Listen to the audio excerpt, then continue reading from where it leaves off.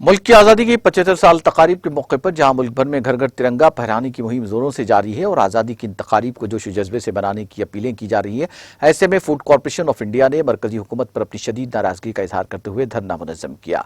उनका कहना है कि उन्हें जो बकायाजात आने हैं वो बकायाजात जारी किए जाएं। उन्होंने कहा कि उन्हें मुल्क से मोहब्बत है, मुल्क के परचम से भी मोहब्बत है। वो एक नहीं 2 तिरंगे लहराएंगे, लेकिन इसके साथ साथ हुकूमत को भी अपने मुखालिफ मजदूर रवैये को तर्क करना होगा और उनके जायज़ मुतालिबात की तकमील करनी होगी।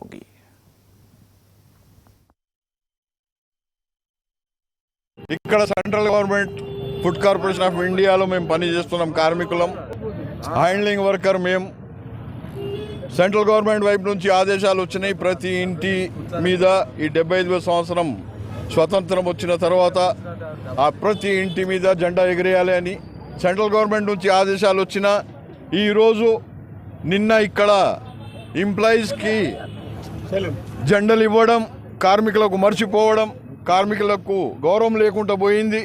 దానికి మేము ఈ నిరాశన తెలుపుతున్నాం. మాకు మేనేజ్మెంట్ ఇవ్వకపోయినా మాకు దేశం మీద ప్రేమ ఉంది. మేము మా సొంత డబ్బులతో ఒక్క జెండా కాదు, రెండు జెండాలు మా ఇంటి మీద ఎగురుతాయని కూడా నేను చెప్తున్నాను. ఇంకొకటి, మేనేజ్మెంట్ తీసుకున్న వ్యతిరేక చర్యల గురించి